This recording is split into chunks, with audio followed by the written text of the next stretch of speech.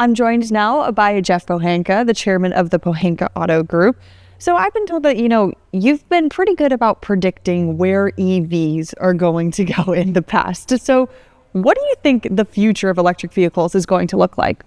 Clearly there's a future, but when it's a consumer-based demand, it won't be anything like the government thinks it should be.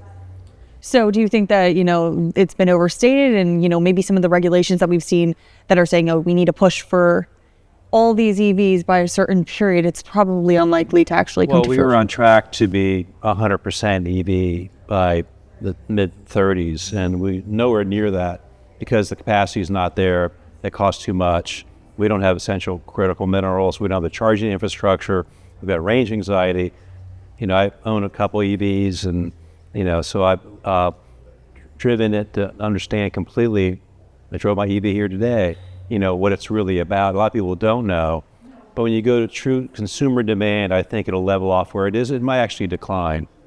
So why do you think that consumers are so hesitant to move in that direction? Obviously, to an extent, it almost seems like car manufacturers are hesitant to move into that direction. We're not seeing the sheer amount that you would need to reach those goals, and we're seeing still a priority on gas automotives. Well, the basic driver is to reduce CO2 emissions. Mark Mills has done a great job in showing that the carbon footprint of EV is much larger than a gasoline car at the factory door. And it may take 7, 8, 9 years before you even have parity based upon where your energy comes from. The average person keeps their car 7 years, so that person would save no CO2 in that regard. Electric cars cost more, they're more complicated. You have less range in winter time. There's a charging issue. If you have home charging, that's really convenient. Half the people don't own a home. They would have to rely on the public charging network, which is costly, inconvenient, sometimes broken. And the 50% of people own a home, half would have to spend substantial sum to upgrade their electrical service to get the amperage to have a charger in their home. So home charging will be unavailable to most people. And I'm going to my college reunion at the end of this month, upstate New York. I'm trying to chart which car do I take, the Tesla, my ID4, or just take my gas car. It's a pain to have to map out where you're going to get your charging. I feel like affordability does really seem like it's one of the main barriers. I feel like if people could, and if it was easier to do, more people would. Look, the average EV is over $50,000 at higher interest rates. That's out of the reach of most people. And there's a real problem. The demand for the used EVs is less. There's a big depreciation if you go to trade your EV in. It may be $15,000 depreciation. So more than a gas car.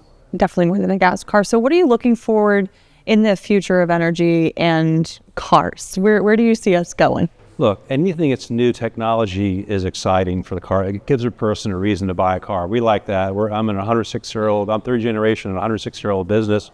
We won't get people to buy cars. There will be demand for electric cars, and it'll have to meet someone's lifestyle, where they live, how they use it. Ultimately, the affluents have multiple cars. So they have the sports car for the summer weekend. They have their truck to haul what they're doing. They have their EV for commuting. It'll be like that. And if the problem is if you're a less affluent person living in the far suburbs, that's your only car, it's very limiting to have an EV. Especially with the infrastructure not yet really there. And in terms of trucks, basically America, you sell a lot of trucks. The truck EVs are really big, very expensive. And if you haul something, your ranges diminish quite a bit.